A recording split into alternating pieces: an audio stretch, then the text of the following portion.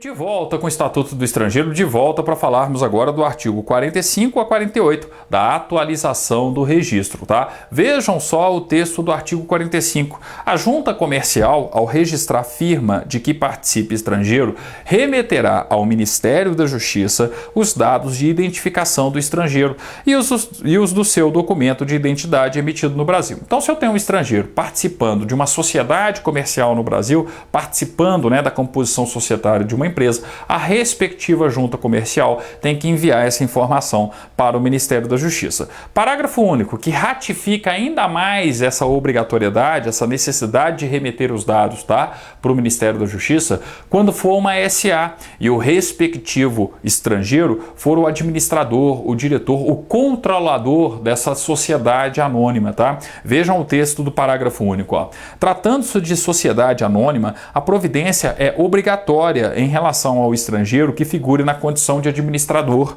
gerente, diretor ou acionista controlador, tá? Questão mais interna aí, sinceramente não acredito numa cobrança no artigo 45 não. 46, o 46 já vale a pena ser marcado. Por quê? Ele fala a respeito do cartório de registro civil.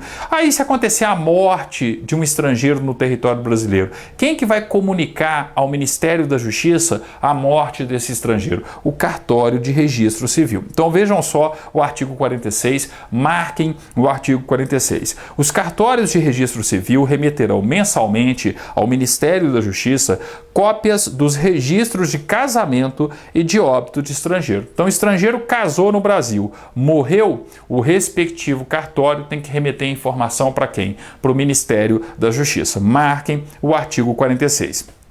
47. O estabelecimento hoteleiro, a empresa imobiliária, o proprietário, locador, sublocador ou locatário de imóvel e o síndico de edifício remeterão ao Ministério da Justiça, quando requisitados, grifem, quando requisitados, os dados de identificação do estrangeiro admitido na condição de hóspede, locatário, sublocatário ou morador. Então imagina, eu tenho um estrangeiro vivendo ali, estando ali em um hotel, tá? A partir do momento que o Ministério da Justiça requisitar, solicitar, a recepção, o hotel tem que dar os dados ali de identificação daquele estrangeiro, tá? Vale a pena marcar também, tá? Vale a pena lembrar que se o Ministério da Justiça pedir, o estabelecimento responsável, por acolher aquele estrangeiro, seja na condição de hóspede, seja na condição de locatário, o proprietário do imóvel, tá? Enfim, o que ele precisa repassar para o Ministério da Justiça? Precisa repassar os dados do estrangeiro. Artigo 48. Salvo disposto no parágrafo 1º do artigo 21,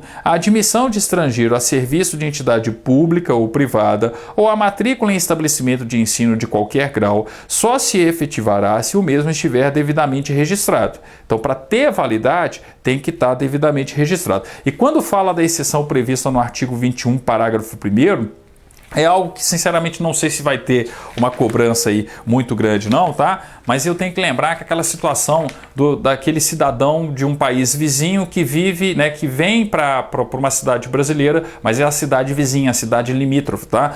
Lembrando, artigo 21. Ao natural de país limítrofe, domiciliado em cidade contígua ao território nacional, respeitados os interesses da segurança nacional, poder-se-á permitir a entrada nos municípios fronteiriços a seu respectivo país, desde que apresente prova de identidade. Aí vem o parágrafo 1º, ao estrangeiro referido neste artigo que pretende exercer atividade remunerada ou frequentar estabelecimento de ensino naqueles municípios, será fornecido o documento especial que o identifique e caracterize sua condição, e ainda carteira de trabalho e previdência social quando for o caso, tá? Então, eu tenho que lembrar que a regra do artigo 48 não vai ser aplicada ao estrangeiro que é vizinho da fronteira brasileira, aquele que mora em um município fronteiriço com o Brasil, tá? Limítrofe, que nós analisamos lá no artigo 21, tá? Então é mais importante até prestar atenção nessa ressalva prevista aí no artigo 48, salvo disposto no parágrafo 1º do artigo 21, então um argentino que mora numa cidadezinha que faz fronteira com o Brasil, tá? A admissão de estrangeiro a serviço de entidade pública ou privada ou a matrícula em estabelecimento de ensino de qualquer grau só se efetivará se o mesmo estiver devidamente registrado. Então, se o argentino que mora numa cidade vizinha à fronteira brasileira, tá? Ele vem trabalhar nessa cidade brasileira, que é vizinha à cidade dele, ele não precisa de ter o registro. E se ele for trabalhar numa outra cidade, se ele for trabalhar numa capital brasileira, por exemplo, aí ele vai precisar do respectivo registro, tá? Então fica mais aí essa observação.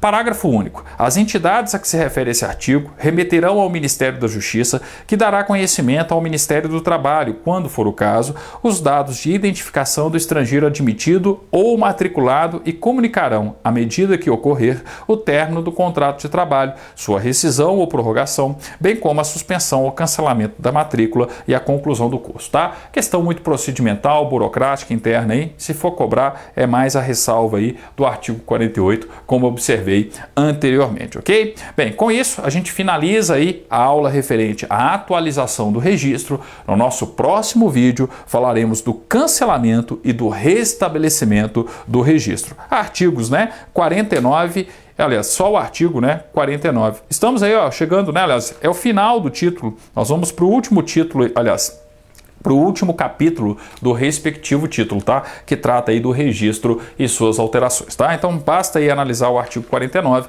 e depois a gente já vai para o título 5, que fala da saída e do retorno do estrangeiro. Obrigado e até o nosso próximo encontro.